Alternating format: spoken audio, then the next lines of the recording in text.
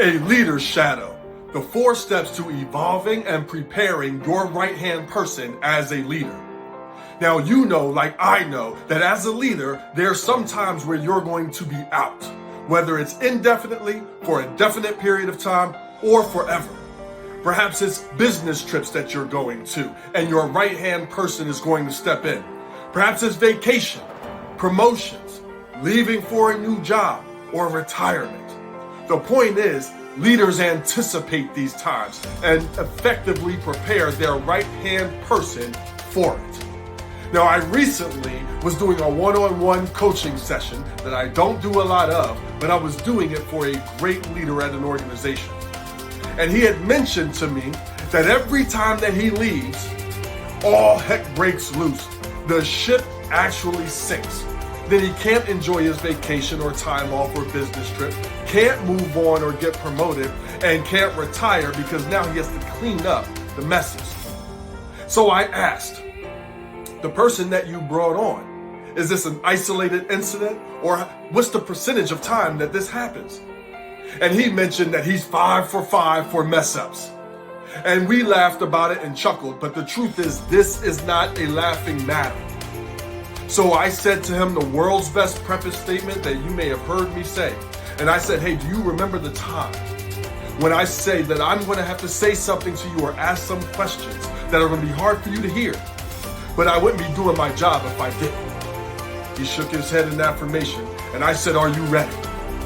The fact that this has happened 5 for 5, and he's still there, not demoted, receiving other training, and et cetera, this is your fault. This dysfunction is your fault as a leader. So I want to share with you the 4 steps that I've shared with him, and I've shared with countless people worldwide on how to most effectively prepare your right-hand person.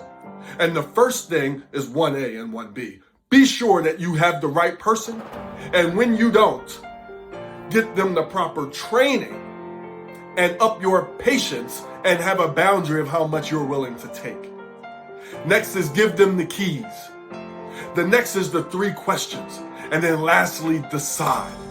So let's jump into each of these steps. Number 1, the tough conversation. I just shared it with you.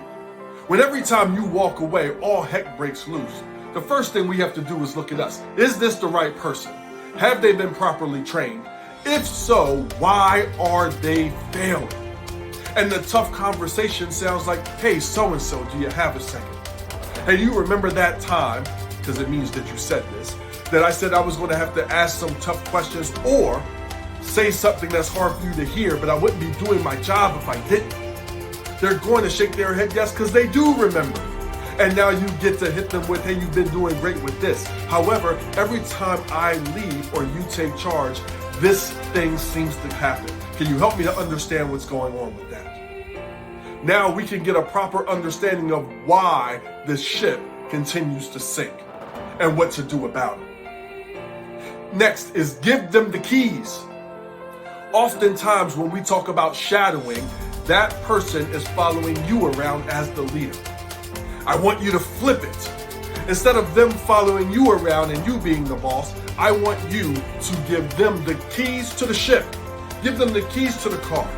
And inform everyone on your staff and organization that you are there to shadow them. They're going to make every decision as if you were absent, although you're standing right there.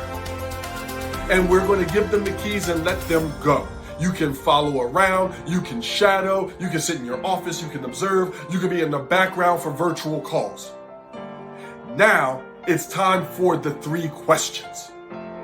So 2 times a day, you can set this up, this whole shadow process to go for 1 week or 2 weeks.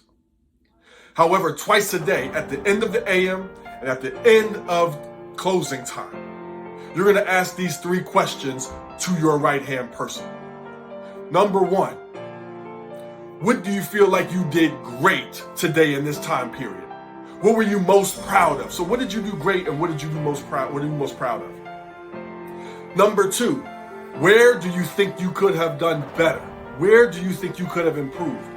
Let them fully digest what they feel they did great, because that may surprise you. Let them fully digest a plan of what they could have done better. The third question is magical. If you had this to do over again, if you had these situations to do over again, what would you do differently? And we want to be quiet as they answer, because we want them to get into the practice of leading with their alternative response.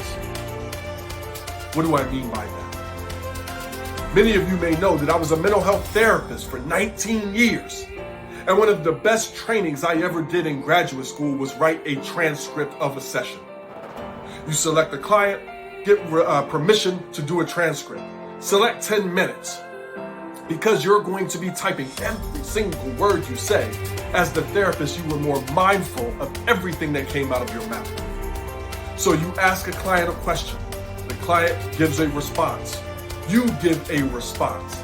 And then the final part was to come up with an alternative response.